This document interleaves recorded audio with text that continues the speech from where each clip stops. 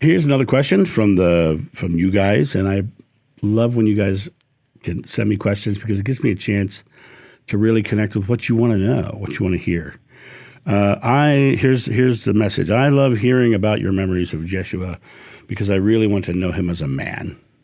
He was an incredible man. As you said, that's imperative. But I'm also very curious about John the Beloved versus John of New, or John Davis, as I would call myself.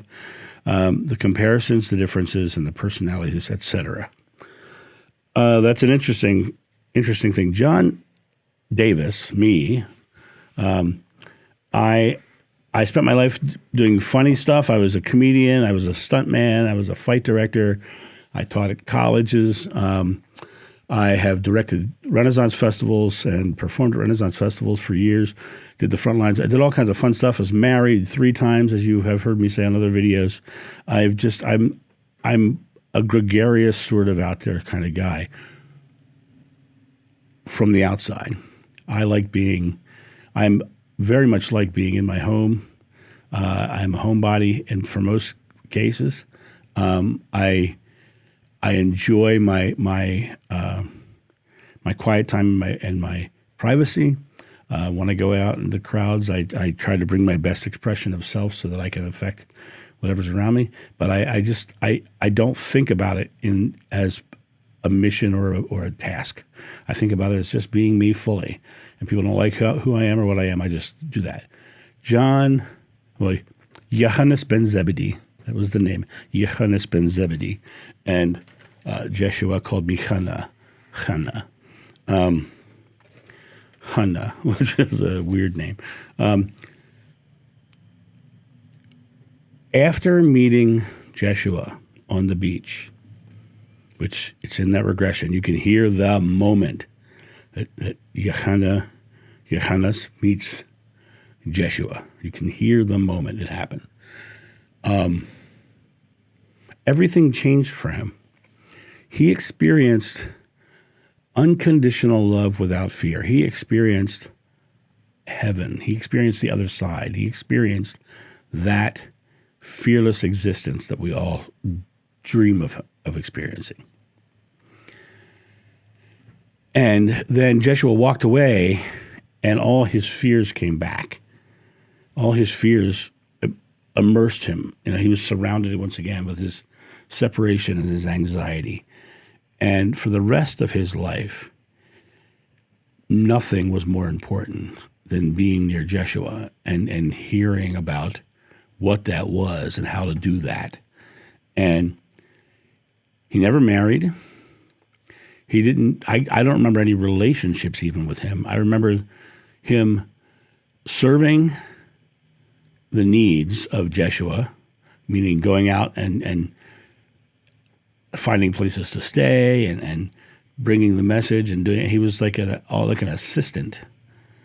And he worked very tirelessly to bring the message forward. He didn't get immersed in the marital relationships or the other trappings of our normal life because he was so dedicated to what he was doing. And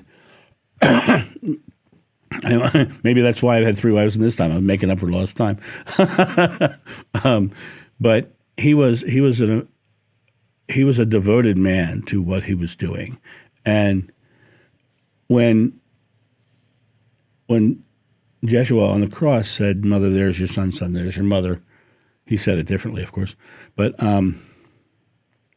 John took that as duty to take Mary into his household and take care of her. And that's how John lived his life after meeting Jeshua, was this moment of just whatever he wants, I'm there. Unconditional love and friendship, I'm there. That's John.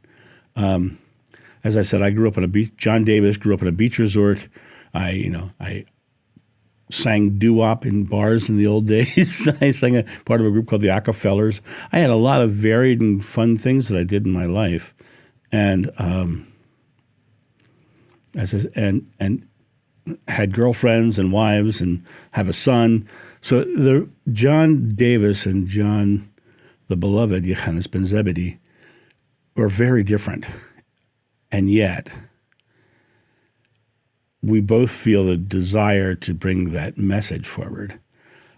He was probably more devout about it than I am because I still like to have fun and do things. I don't drink, I don't do drugs and any of that stuff, but I think I'm a little less zealotous about it than he was. But I want to bring this message forward so profoundly that I am walking away from things in my life right now because, I'm 57 years old and however much longer I have, I want to dedicate to bringing this message forward. And there's a story I told in another video of Johannes ben Zebedee as an old man and just saying, love one another, and then sitting back down. And they're like, teach us more. He says, I can't teach you anymore until you know this. That's how I see the transition. Now, I want to bring up another weird topic while we're talking about John and John the Beloved. There is a, let me see if I can find it here. There is a quote, John 21, 22. John 21, 22. I have been asked about this a couple times now. People have sent me a lot of private messages about this. And years ago, this was a big deal to a lot of people. And I want to associate it here and now because it's it's sort of very enigmatic and little esoteric in a way. John 21, 22, Joshua had said somebody's going to deny him. Basically, that's what he said. Somebody here is going to turn me in. Didn't know who. Right? Now, Peter was like, who? Who's going to do it? Who's thinking he knew? And then Peter spots John the Beloved, Johannes ben Zebedee, walking towards them. He says, what about him? And this is the enigmatic answer that was given, that right in the Bible it says that because this was said, they thought that John would not die. But that's not what he said. He said this.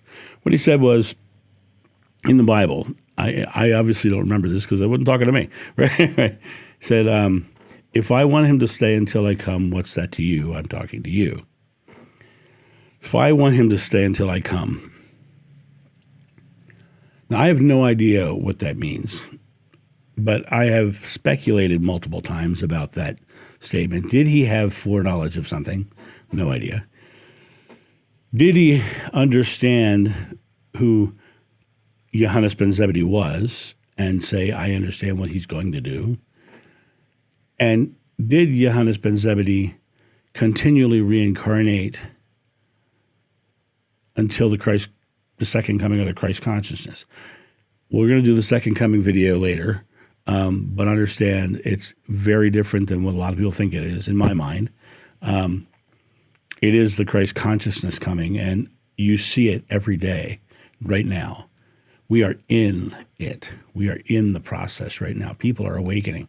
These answers that you give where you say, I feel like this is true, or I thought this for years, that is your Christed consciousness coming forward. Christ just means anointed one. And that feeling that of truth and understanding of the information is you being anointed. It's you stepping into that faith, that belief. And if you can step into that faith and that belief, nothing's impossible for you. Nothing's impossible for you. All you have to do is step into that faith and that belief and live it. Live love. Live loving equals love living. So there you go. I hope that answers your question. And I'd like to stay... It's interesting. I always feel very weird when I talk about me and my life personally, but I get these questions, so I have to answer them.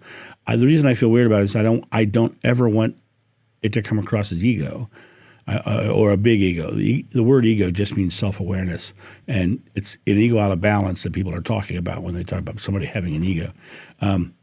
I don't want it to come across as ego because that's not what it's about for me. For me, it literally is about getting the message out. So I don't particularly like talking about John Davis. I will if that's really interesting, but and I'll answer questions like I just did. But I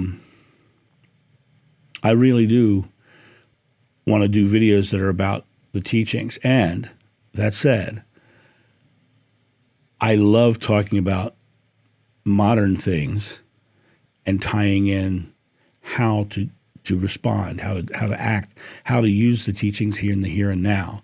So it doesn't just have to be about then.